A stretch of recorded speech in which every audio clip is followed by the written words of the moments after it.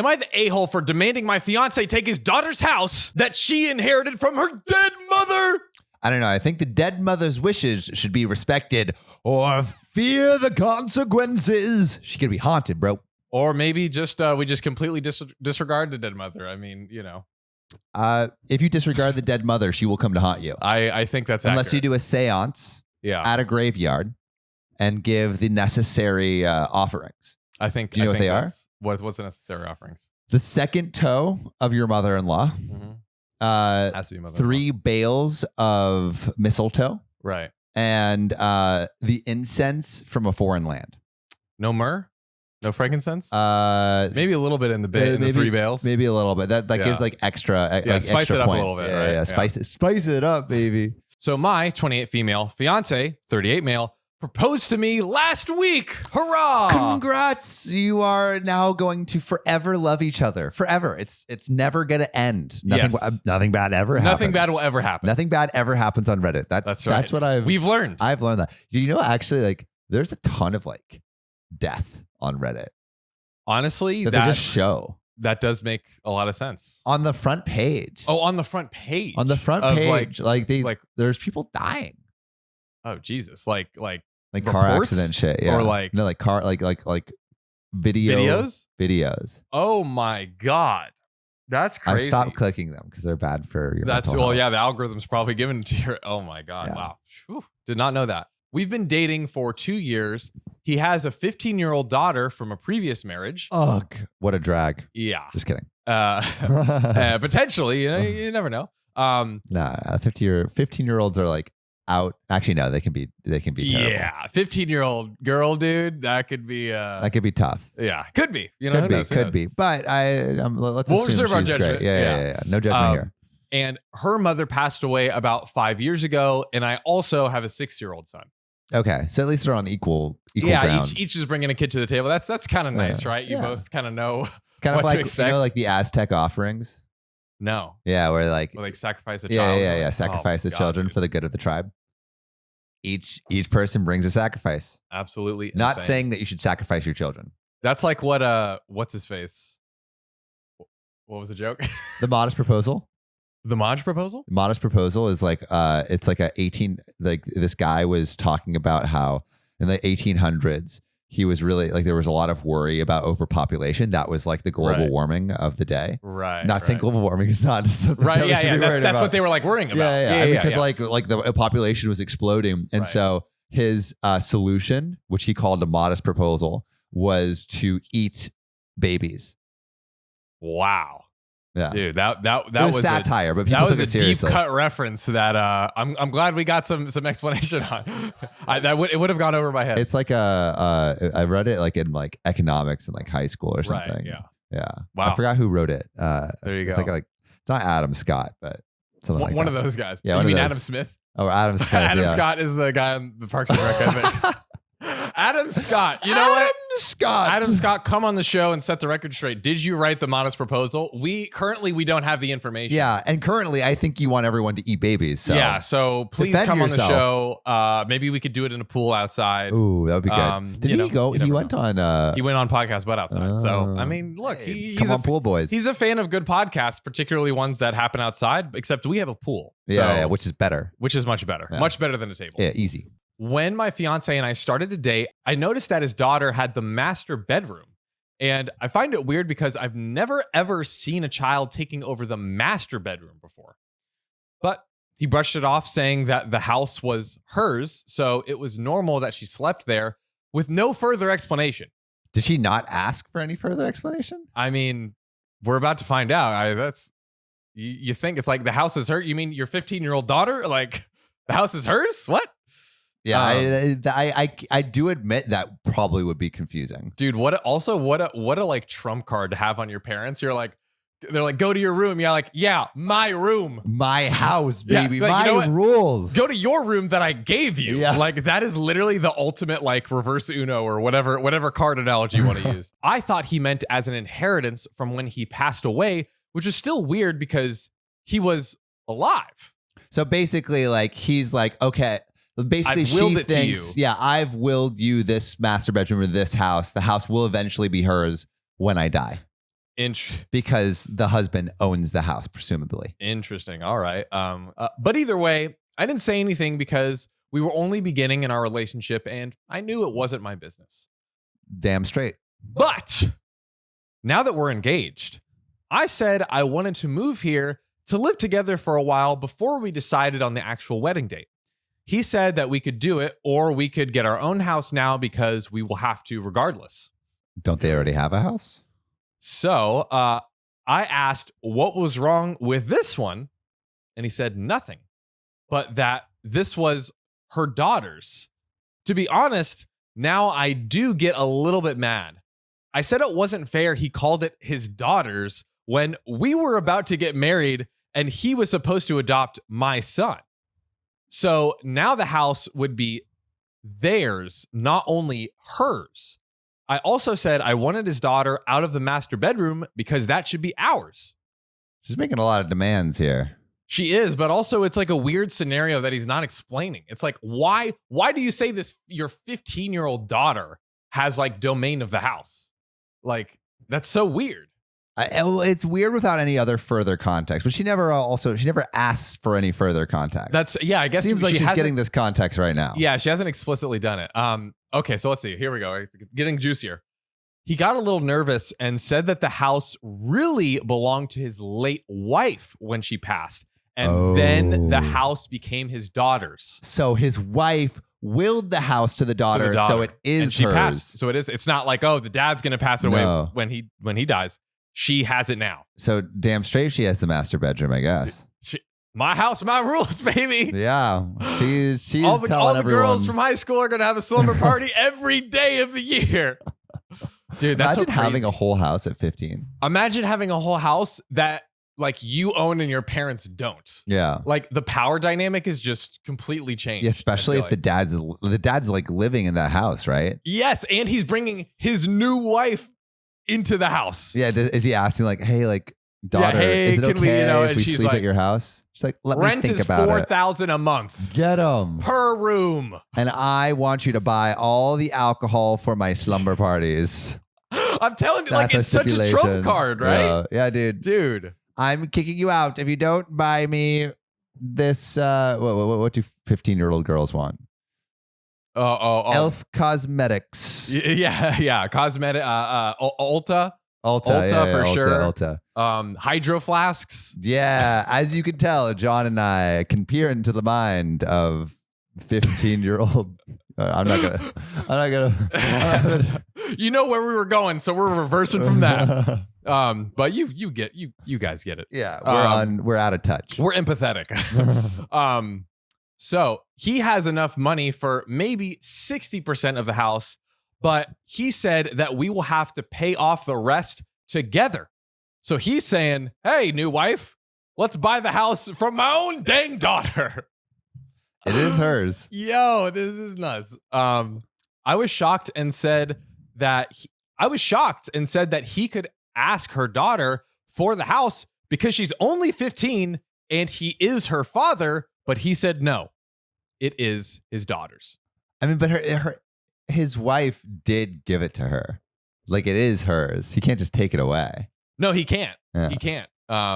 It's a good point. It's like, yeah, this is such a sticky one. It's because she's 15. Like that's such a sticky. I guess it would be worse if she 15 is closer to 18 than like 7. Yeah. Imagine a 7-year-old just like this is my house. Yeah. Like you're evicted until you give me a juicy cup. And then the cops come, excuse me, is anyone bothering you? Yeah, my mom and daddy won't give me juice. They're evicted. I'm the legal owner. Like, well, you are the owner. Trespassing. Literally, could you even imagine? It's like CPS on steroids. Like dude, you're you evicted. Can't give him a timeout or anything. You literally, like it's wow, illegal. That's so funny. I got angry and called him a jerk because he should have told me the truth before. And he said, it's not like we'll be homeless or anything. We still have 3 years and maybe 4 after that because his daughter will leave for college. He said he's always known he has to move out and that's why he's been saving. It's just such a weird dynamic. Like, oh, I got to move out of the house, before my daughter finishes college. Just the weirdest thing ever. It's so reverse. I got angry and called him a jerk because he should have told me the truth before. And he said, it's not like we'll be homeless or anything. We still have 3 years and maybe 7 total before his daughter will leave for college. I mean, that's a good amount of time. At least they won't be homeless. But I imagine that the OP was like, oh, damn, this guy has his own house. Yeah. He's kind of loaded. Yeah. We'll be chilling. But now she has to pay for the house too. Just like, oh, I assume I'm just moving in, maybe absorbing the existing mortgage, right? Yeah. That's maybe a more fair thing. But it's like, we have to buy the house outright together. And wow, move somewhere else. But it's like his daughters though. Like that's kind of the deal. It seems like he's like just unwilling to even talk to her about it though. Like not like, hey, give it to me, but like, hey, could we work something out? You know what I mean? Like what do you think he should say? I don't know, dude. Maybe it's like, people do rent to own. So like you pay rent, but it goes towards a mortgage in the future before you like do the whole thing. I think something like that exists. So you think that they should rent the house from the daughter? That's one idea. I mean, like he should just sit down and say, hey, could we figure out something so we're not literally like unsure if we can live in this home? But it's like, but you also have to respect the mother's wishes, right? Like I'm not saying, I mean, in that scenario, she would get paid. The daughter would get paid. Yeah. But I don't know. It's very tricky because again, she's also still 15. So it's like maybe he like gives her a crap deal. Maybe he's like, oh, I'll give you, $200,000 for a $500,000 house. And then she's like, amazing. And then she grows up and finds out what actually happened. God, there's just so much like potential sticky scenarios. Is really here. sticky. Really sticky. He said he had always known that he has to move out, and that's why he's been saving. I asked what else belonged to his daughter that I don't know of, and he said that his car, a 2020 Kia, the car that I will always use, will be hers when she leaves for college. Even the car, he doesn't even have his own vehicle, bro. She really got everything. Did the wife not leave him anything? Bro, maybe the wife left him nothing. Also, the wife just like has all the cars and the houses and stuff. Like, and it all went to his daughter. All to the daughter. Dude, I feel maybe they got divorced or something. Say again? Maybe they got divorced. And so it's his ex-wife? But no, they would say his ex-wife. So you probably would say his ex-wife. So his wife literally left him nothing. Dude, that's rough, bro. Yeah, that's so weird. That's kind of a red flag, right? Like for him, for OP. Like, why does my, husband to be didn't get anything in, the will? Like that's kind of because like she clearly wrote the will after the daughter was born. So they were clearly, it's not a case of like, I could see like only the husband's in the will because the will was created before the daughter was born, but. Man, I'm no whatever caseworker or whatever. Well, also OP could be. I feel like OP is. I'm getting like a little bit of like gold diggerish vibes from OP, being like, oh, like I thought I was all set up, and now I'm not. I actually disagree. I think it's purely like it's just a shock to the system. Like you're about to move in, and all of a sudden it's like, oh, we have to buy this house, and you're like. And like I have to pay it, and you weren't expecting that because it's like he's been living there the whole time. Yeah. Like you would never expect like, oh, you're living in your 15-year-old daughter's house. Yeah, it does throw it's a shock. It throws you for a loop, right? That's so funny. I called him a jerk again and left with my son to my parents' house. I don't know if he's a jerk though. I don't know if he's a jerk, but he should have informed her like before they got engaged for sure. Yeah, for sure. But he did say so. He said, "This is my daughter's house." But I think he said it initially when she asked. I think that was after they were engaged. Yeah, I'm pretty sure that happened after they were. So she did ask, and he did tell her. Yeah, after they got engaged. No. At the beginning, at the top of the story, she asked him about the house, right? Because she asked him about the master bedroom. Oh yeah. So the first you're time, right. The first time she ever asked him about it, he told her the truth. You're right. But she didn't believe it. Well, she didn't get a reason. That was the thing that was missing. She was like, oh, it's my daughter's house. No explanation. So but he told her. He told her. Dude, I don't know whose side I'm on here. This is so I feel like we're split. Like I'm more on the guy's side. I think you're more on OP side. But I think I am. But honestly, I'm just like, All right, let's what keep going. the Let's hell keep is going going on here? Let's keep going. I want to know. So when I told my family, my brother laughed because I talked and acted like a gold digger, and he called me an a-hole. I think she's a little gold Little digger. bit of a gold digger. She's a touch of gold. I felt betrayed and lied to. Am I really the a-hole? I think I am justified. But Sam, there is an update. Oh, well, I hope that like everything got resolved and Everything maybe, worked like fairy tale ending, right? Yeah. That's what happens on Reddit, right? Yeah, exactly. So the update is he saw the post and asked for his ring back. Oh no, the marriage is over. We're done. It's officially a wrap. So OP says, I guess this isn't a problem anymore. No need to keep commenting. He'll come tomorrow to get his ring and his car. Things are over. You mean his daughter's car? Is it his daughter's ring too? Wow. I think there is definitely, no matter whose side you're on, there is definitely overreactions on both sides. Yeah, I feel like it is a weird, like, all right, regardless of like the gold diggerish vibes, it is a weird situation for your daughter to own the house that you've been living in. Your 15-year-old daughter to be owning the house you're living in. Yeah. And like, to see that post and just be like, I don't know. Maybe this is our first split decision. But to see the post and then be like, I'm pulling off the wedding seems that was OP calling him a jerk, I think, was an overreaction and like kind of getting like maybe a little bit too mad.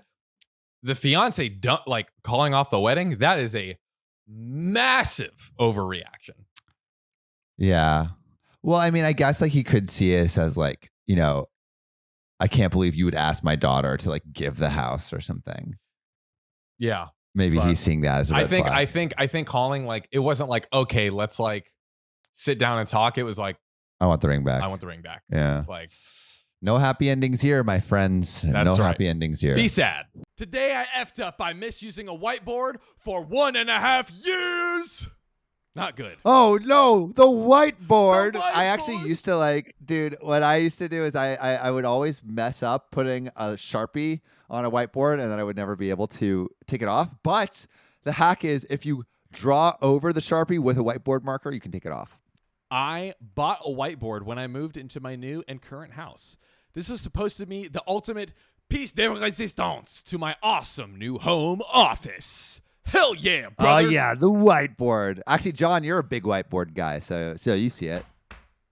Sorry, neighbor. Yeah, give her an old pat on the back. It took a few months to ship, and when it finally did, I was pretty unhappy with it. Hating whiteboards. I thought I was going to be happy.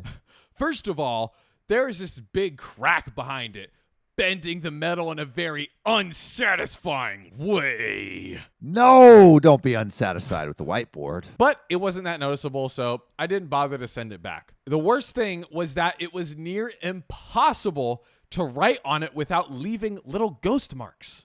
What does a ghost mark mean? What does a ghost mark mean? You can't erase. You can't erase, which is what he should have said. Oh, an erase is erasing is key to being able to write on a whiteboard. That's the whole point. You might as well just get a big piece of paper. Yeah, what the heck? And you can forget about letting someone write on it more than 24 hours. I'm also confused. Maybe like 24 hours in a row or leaving the ink on there. God, this guy's bad at telling stories. It might be like if you leave it on the whiteboard for more than a day. It'll stay more. As a result, I wound up not using it for most of last year. Basically, its only purpose was as a magnet holder. Wah, wah. When it should have been used for so many different projects. But today, I finally had some free time and I looked into the process of cleaning the whiteboard and making it a bit more usable for me.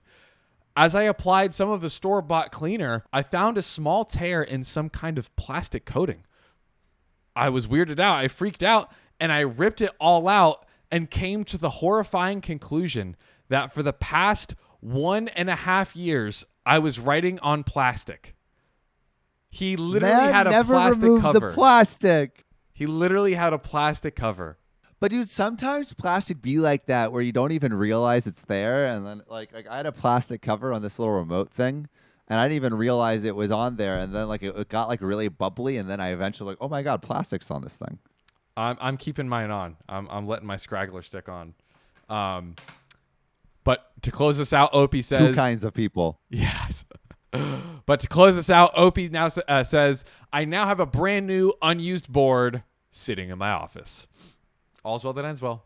Great. Yeah, dude. 1.5 years. Now you got a brand new board. But I wonder if it still has that crease in it, or maybe it was just the plastic. I think there was a bend in the back, but he's like, I can deal with that. It was he couldn't write on it. That was the issue. Okay. Case closed.